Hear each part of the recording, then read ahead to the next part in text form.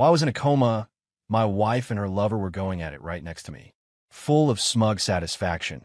They recounted their years of careful plotting. And my son, he wasn't even mine. Unbelievable. For 8 years, I had raised another man's son. But they didn't know the one thing that mattered. I could hear every single word. One, my name is Julian Thorne, heir to the Thorne Jewelers empire. I wasn't just a millionaire. I had a beautiful wife, a wonderful son, and a life that everyone envied. I was the guy who had it all. A month ago, a car accident put me in a coma. I spent 4 weeks in the hospital, unresponsive. The doctors said I might never wake up, that I'd be a vegetable for the rest of my life. So at my wife's request, I was brought home. On the very first day, a man came to the house. I couldn't see him, but I could hear him. My mind was perfectly clear. I knew who it was the moment he opened his mouth. It was my best friend, Leo. God, I've missed you, baby. They fell into a deep kiss. I heard the wet, sticky sounds of their mouths, the soft noises of suction. A vase on the entryway table was knocked over, and I heard it shatter on the floor. Just like my heart, they were disgustingly eager. Within moments, they stumbled into our bedroom and onto our bed. My motionless body bounced from the force of their carelessness. Listening to their ragged, desperate breaths, my scalp tingled. The humiliation was indescribable. I wanted to kill them, but I couldn't move. For a second, I wished I were dead. Chloe, my love, Leo panted, moving on top of her. I miss this so much. I love you. We can finally be together for real now. Chloe, my wife, right there, beside my comatose body, writhing under my best friend. She was wild, unrestrained, a side of her I had never seen. What's the rush? She breathed. Julian's father has people watching the house. He can't die yet. If he dies now, they'll suspect me. Were they planning to murder me? A cold dread washed over me. Leo whined, but I miss you. And Cody misses me. I put up with this for 8 years. You can come over every day, Chloe said. You're his best friend. No one will stop you. There are cameras everywhere. It's risky. Not in the bedroom, she purred. Besides, this is more exciting, don't you think? And with that, they started another round. There was no joy for me, only a crushing shame that shattered my soul. I had become the world's biggest chump. No, I was worse than a chump. I was the pathetic fool in a bad soap opera, the guy who smiles and waves while raising another man's kid. For 8 whole years, as their passion rose and fell, my heart felt like it was being shredded by knives. A deep, burning hatred began to spread from my chest, creeping through my veins like the roots of an ancient, twisted tree. I made a vow. I would wake up. I would drag these 2 animals back down to whatever hell they crawled out of. I endured this torment for a month. 2 by the second month, I could move. But they didn't know. I kept pretending.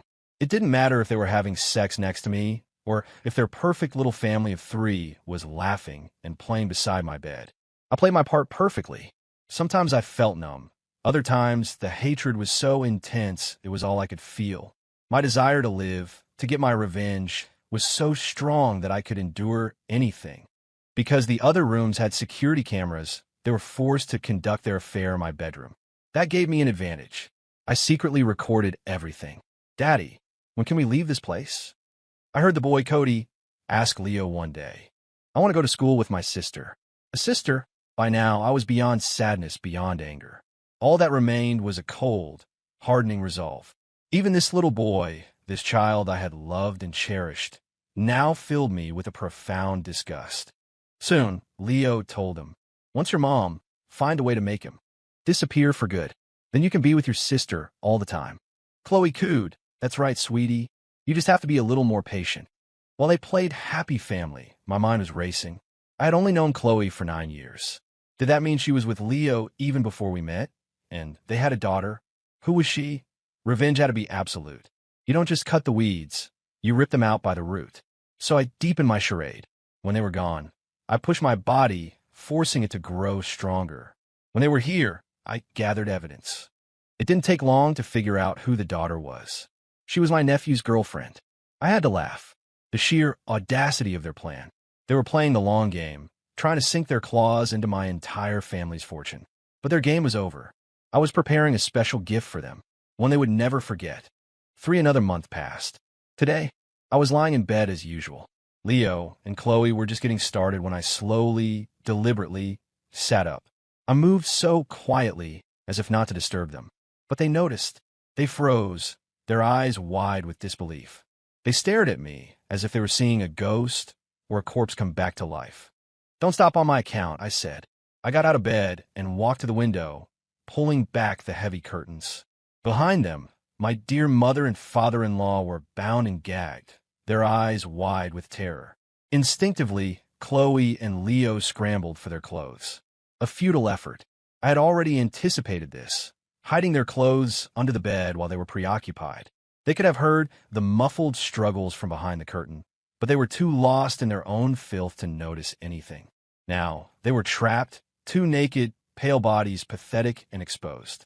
Leo lunged for the comforter, but I was faster. Before the accident, I worked out regularly. I knew how to fight. A worm like Leo was nothing. I grabbed his wrist and twisted, sending a sharp kick into his side. I flexed my hand. It had been a while. I was a little rusty. Seeing that the game was up, Chloe clutched a sheet to her chest and fell to her knees at my feet, sobbing. "Julian, he forced me," she cried, pointing a trembling finger at Leo. "He threatened me. He said if I didn't do what he wanted, he would. He would kill you." She clung to my leg, tears streaming down her face. "Julian, I love you. You have to believe me. He came here every day." I was terrified. What could I do? I'm just a woman. I couldn't fight him off. "Julian, darling." Oh, she didn't know. She didn't know I had been awake in my own mind the whole time. It was a good performance. I almost wanted to applaud. I crouched down, gripping her jaw in my hand, my voice dangerously soft. "Oh, really? He forced you?" "Yes, he forced me," she sobbed, each tear perfectly placed. It was a masterful display, but all I felt was disgust. "All right then," I said. "Kill him. Kill him right now, and I'll believe you." They both stared at me, stunned. Murder was a crime. And besides, these two were partners in filth. They'd never turn on each other. I smirked. "I'm kidding. I'd never want you to break the law. But you have to convince me somehow."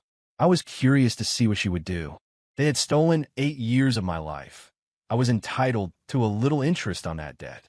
I hadn't thrown away Chloe's nightgown, not out of mercy, but because the sight of her naked body repulsed me. She stumbled over to Leo, her voice a venomous whisper. "You bastard. You forced me into this. I'll tear you to pieces." I just shook my head, thoroughly unimpressed. I strode forward and slapped Leo hard across the face. Crack! I turned back to Chloe with a gentle, terrifying smile. "No, honey, like this. This is how you convince me. Break one of his legs, and I'll believe you. Don't worry, I have plenty of money. A broken leg is nothing. I can afford to fix it." Chloe shrank back, her eyes filled with fear. But she had no choice. She had to make me believe her. She knew what I was capable of.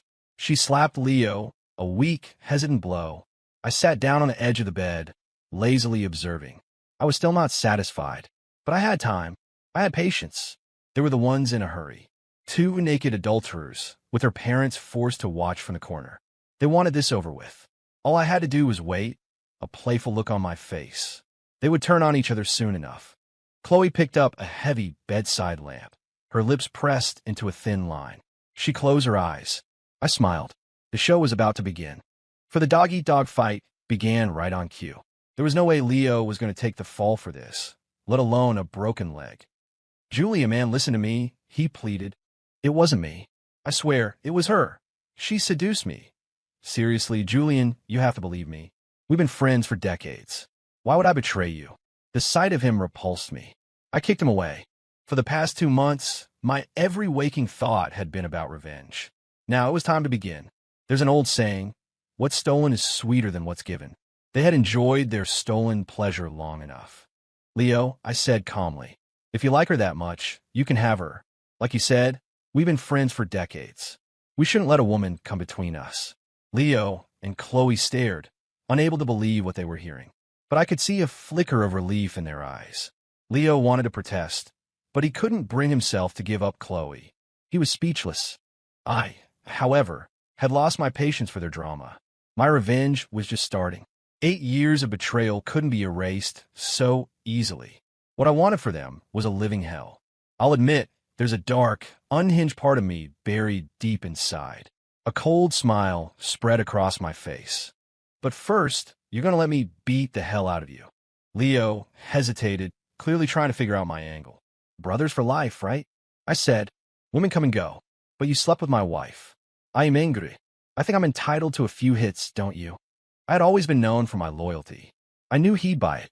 For real, he stammered. Of course, I said. I'll even give you a generous severance package. You were my best friend, and she was the woman I loved. You won't walk away empty-handed. I cracked my knuckles again, preparing to unleash my fury.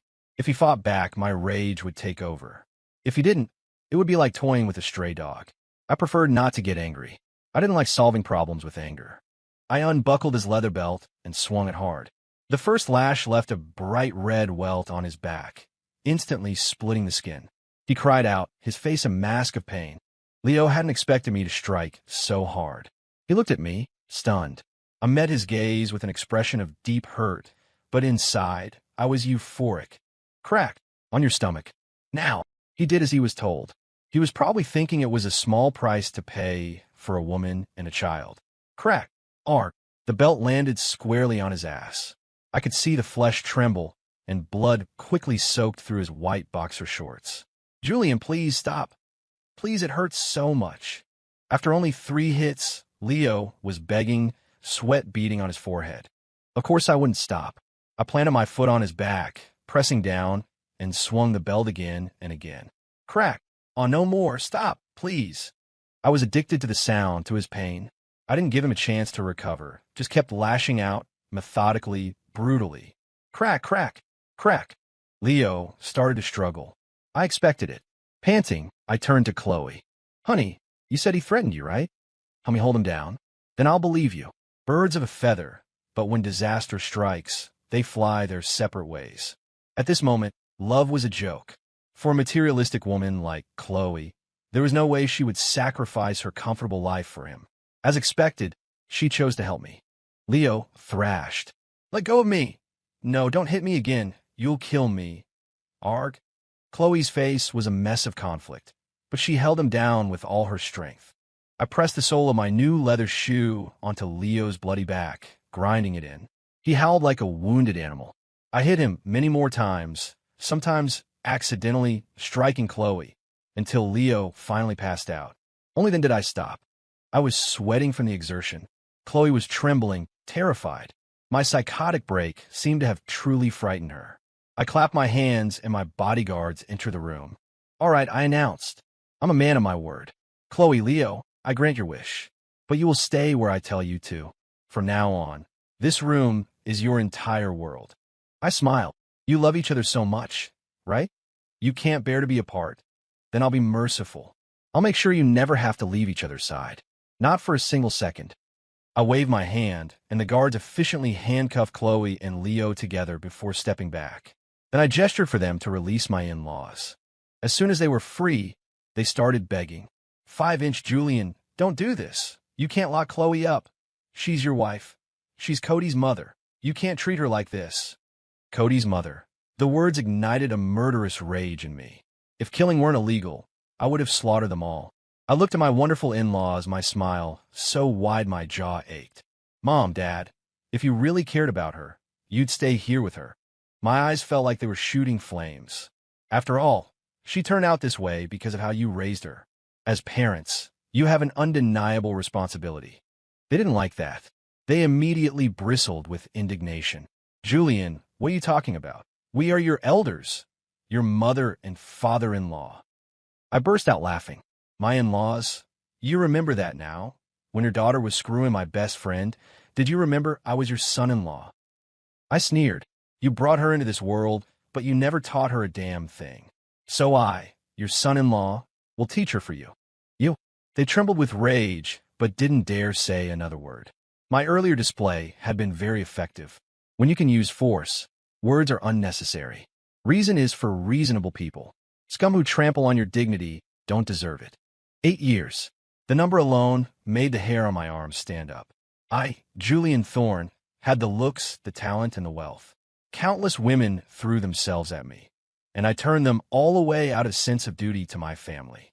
And it turned out the home I had so carefully protected was just a nest for someone else. If I could let that go, My name wouldn't be Julian Thorne. 6, I was fully recovered, but my father didn't know yet. I planned to clean up the trash in my company before I went to see him. I strode into the office at Thorne Jewelers, moving with purpose. The employees who saw me were thrilled. But one person looked at me with pure terror. Dressed in a tailored suit, I sat at the head of the conference table, my eyes scanning the room. I didn't even bother to come up with an excuse. I stared directly at Ava. Ava, you're fired. HR will handle your exit paperwork. I felt a surge of pity and disgust for myself. My loving wife and my best friend had a daughter this old. The whole situation was so ridiculously cliché, I could hardly believe it myself. I looked closely at Ava. She looked so much like Chloe, and that resemblance alone made my blood boil. Ava looked completely lost, wringing her hands. Mr. Thorne, Uncle Julian, did I do something wrong? She called me Uncle Julian because of my nephew, Carter. I used to let it slide at the office. Now, the name made me want to vomit. There's no reason, I said coldly. And it's Mr. Thorne. My nephew, Carter, was sitting right next to her. He was just as shocked. Uncle Julian, why are you firing Ava? She hasn't done anything wrong. I looked at my nephew with a flash of pity. He deserved better. They had been together for a long time, high school sweethearts, I think. A bitter taste filled my mouth. So this was all part of their long con. I felt a chill run down my spine for Carter's sake. Carter, I just sent you a file. Look at it now. My nephew pulled out his phone. As he read, his face darkened. What is it? People whispered around the table. I didn't mind the gossip. In fact, it was exactly what I wanted. Ava nervously grabbed Carter's phone. A second later, she dropped it as if it were on fire. Carter, listen to me, I can explain. Carter shoved her hand away. You. I hadn't sent Carter the truth about Ava being Chloe's daughter. The CEO of Thorne Jewelers being cheated on so spectacularly was a humiliation I intended to keep private for now. My goal was to destroy them, not myself. What I sent him was a series of faked screenshots, intimate chats between his girlfriend, Ava, and my best friend, Leo. Their body types were similar enough. All it took was a little digital magic. I forwarded the images to the main computer and projected them onto the large screen at the front of the room. The room erupted. 7 displayed on the screen were graphic, entangled images of Ava and Leo. My thirst for revenge was all-consuming. I didn't bother to censor a thing. I wanted them to know the price for betraying and trying to destroy me. The boardroom descended into chaos. Fingers pointed at Ava, and whispers turned into a torrent of insults. What the hell? Ava is sleeping with Leo. Ava, you have no shame. He's old enough to be your father. And she was dating Carter the whole time. How could you do that to him? You're disgusting. Slut. The insults washed over me, and I felt a deep, satisfying calm. This was the result I wanted. But there was a secret that only Ava and I knew. The man and woman in those pictures weren't just lovers. They were father and daughter. I wondered what my dear wife and best friend would think when they saw this wonderful gift I had prepared for their precious daughter. I could hardly wait. Ava was humiliated, furious. She cried as she tried to explain to Carter. It's not real. That's not what it looks like. It's fake. Slap. You're pathetic. A cheap slut. Carter snarled, his eyes red with rage. Get out. Get out of my sight. I never want to see you again in my life. Ava knew there was no point in arguing now. She ran out of the room, sobbing, probably on her way to find my dear wife. But I wasn't going to let any of them off that easily. I had plenty more gifts to give. Sure enough, Ava went looking for Chloe. But of course, she couldn't find her. Her mother and father were my prisoners. She did, however, find my in-laws. They came to confront me. Julian, what do you think you're doing? My mother-in-law demanded. Getting my revenge, of course. I said simply. Seeing that begging didn't work, she tried threats. Julian, what good will it do you to blow this all up? A man in your position. A scandal like this wouldn't look good for your reputation. So they were going to threaten me with my own reputation. Predictable. But there was no way I was sacrificing my good name for those two animals. I put on a pained expression. Mom, Chloe was so worried about me after the accident. She's gone to study alternative medicine. She loves me so much. I'm truly touched. She won't be back for at least a year. What? But you have her. I cut her off smoothly. Mom, you must be confused. Didn't she tell you? She's going to learn acupuncture and massage therapy. She won't be contacting anyone for a while. I was creating a new reality, one where Chloe and Leo disappeared for a perfectly normal reason. A reason I would provide. Ava finally lost her patience. You're lying. You have her locked up. I raised an eyebrow. Oh, did you see that? And besides, where my wife is and what she's doing is none of your business. Ava was speechless, her face flushing red. Unless, I continued, you have some kind of secret relationship with her? No, you're lying. You're slandering me. I chuckled. Ava, what's the deal between you and Leo? Is he your lover, or is he your father? Ava's face hardened. She was ready to lay her cards on the table. He's my father, and your wife is my mother. So what? You think you can go public with that? She challenged. Do you dare? The great CEO raising another man's wife and son. That wouldn't sound too good, would it? I pretended to be terrified. So what do you want? She looked smug, confident she had won. Let my father and me go. And my brother. Give us enough money to start over in Europe. Once we're gone, we'll never say a word about any of this. I laughed. Ava, do you really think I'd agree to that? Aren't you afraid I'll tell everyone? I smiled. As I said, my wife loves me very much. She's gone to study medicine. And you were sleeping with my best friend, Leo. You betrayed Carter. You and Leo are the ones who need to disappear from this city.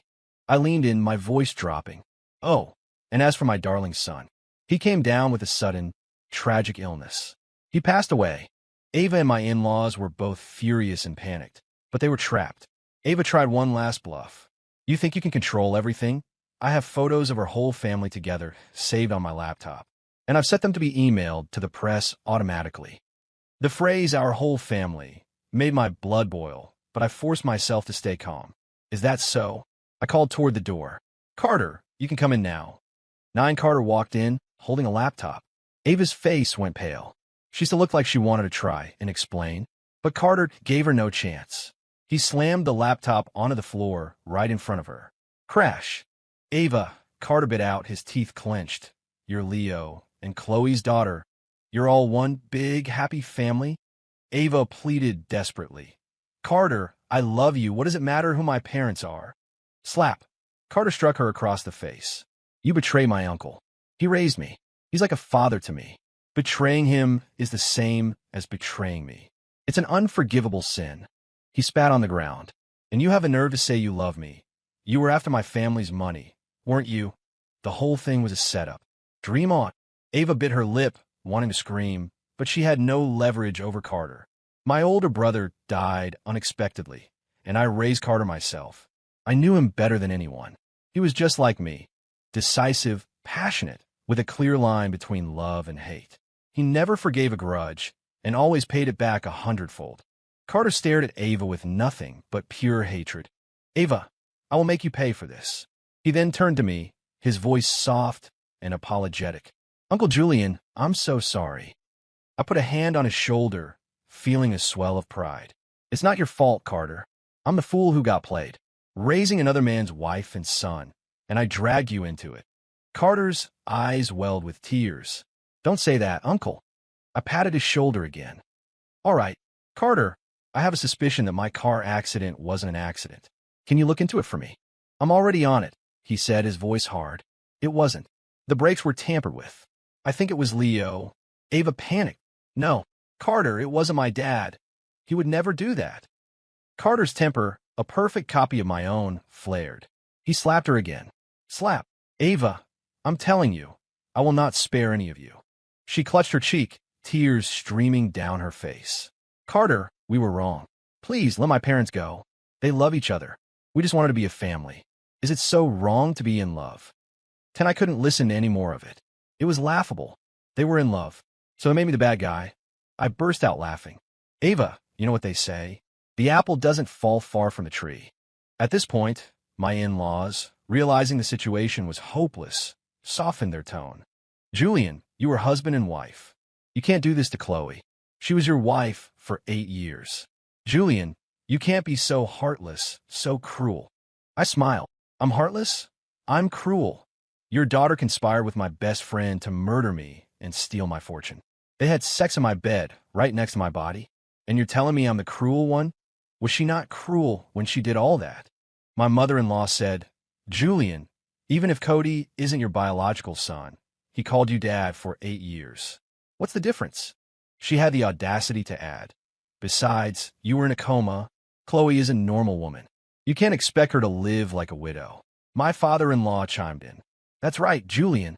Just forgive her. We'll make sure she never sees Leo again. You can all still be a family. Isn't it better this way? I really couldn't help but laugh. And I did.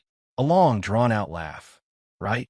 Dad, Mom, your daughter is a goddess, and I just die without her. I, Julian Thorne, am just some ugly, idiotic fool who should be grateful to raise her bastard child like he's a prince. I leaned forward. You seem to have a misunderstanding. I have never been short of women, and I am a very, very petty man. When it comes to revenge, I will stop at nothing. I let out another long, chilling laugh.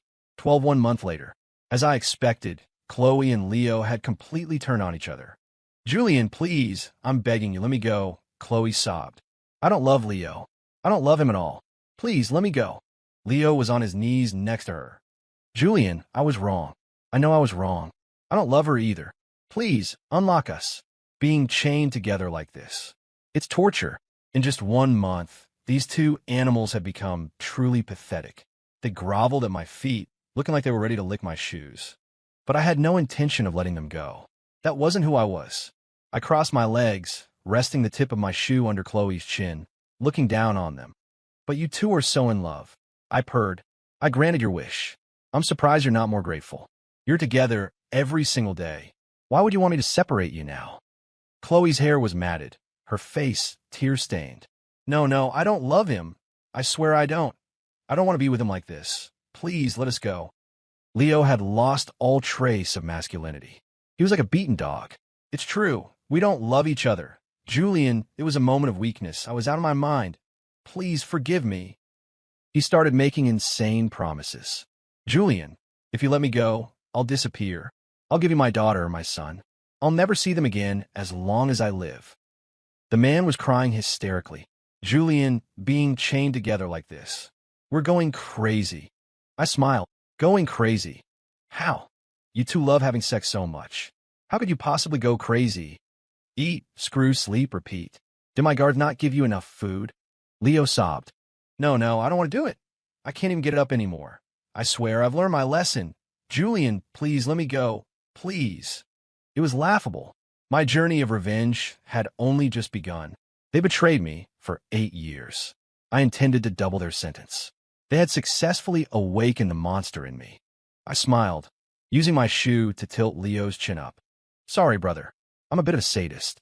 I love making people's dreams come true. You two just stay here and enjoy yourselves. If you have another kid, don't worry. I'll raise it. I turned to Chloe. I love children. And darling, I especially love the ones you give birth to. Chloe looked at me with utter despair, tears flooding her eyes. Then I remembered something. I took out my phone to show them a little video. 13-inch, I almost forgot. I sent your daughter a little present. Unlike the fake screenshots I showed in the boardroom, what I showed them now was a real video. Only the leading lady had been swapped from mother to daughter. It was a masterpiece of deepfake technology. Chloe screamed, trying to snatch the phone. Julian, you're a despicable bastard. That's our daughter. Leo is her father. I laughed. Despicable. You want to talk about despicable? When you two were screwing next to my deathbed, did you know how to spell that word? You like excitement, right? Don't you like the excitement I've created for you? Leo tried to lunge at me, but it was useless.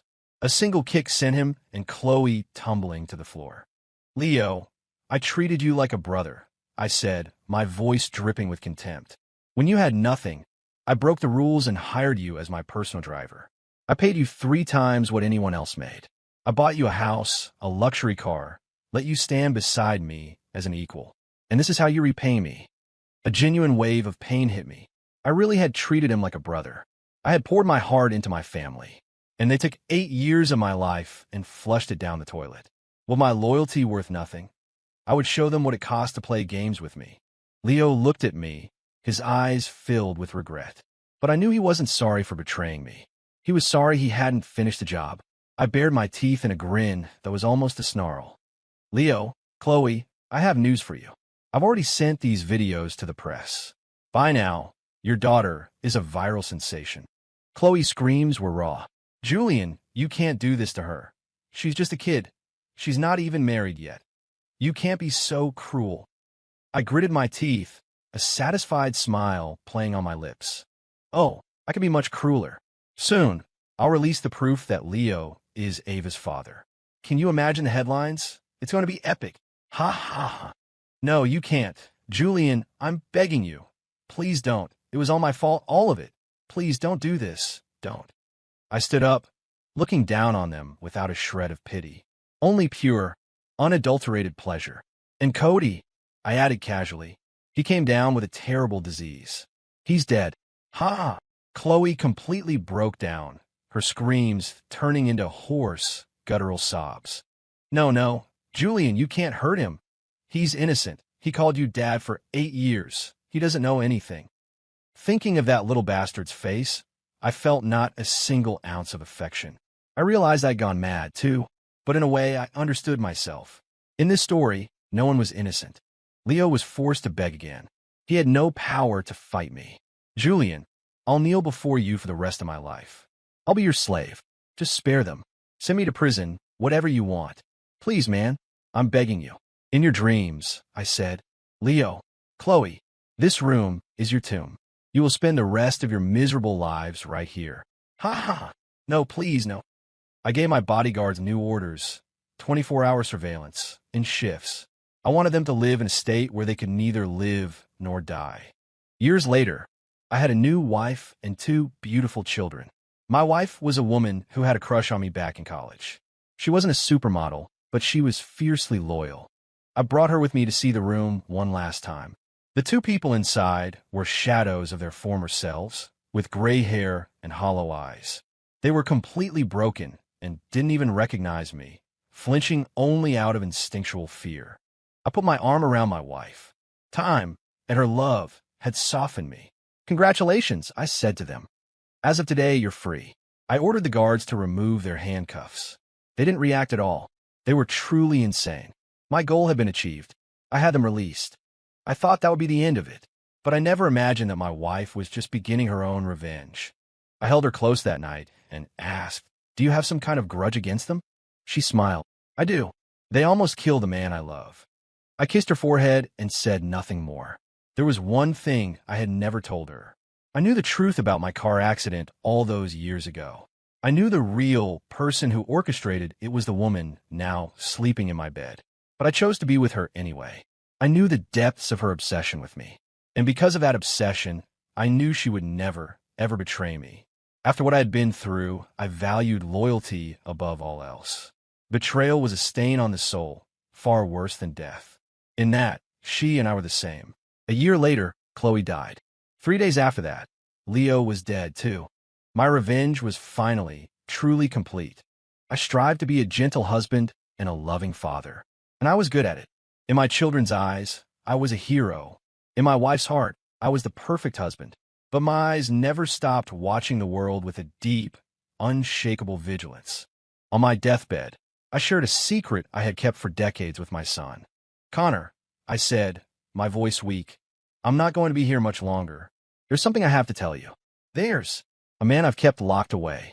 His name is Cody. I took a rattling breath. After I'm gone, I want you to let him go. He's probably gone mad by now. My son held my hand, but his face showed no surprise. He was unervingly calm.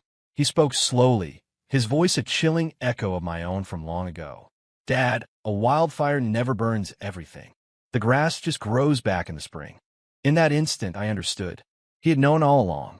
I didn't need to say anything else. He was a man now. I had taught him everything I knew, that a man must have the compassion of a saint, but also the ferocity of a demon. He had learned his lessons well. I closed my eyes peacefully, without a single regret. The end.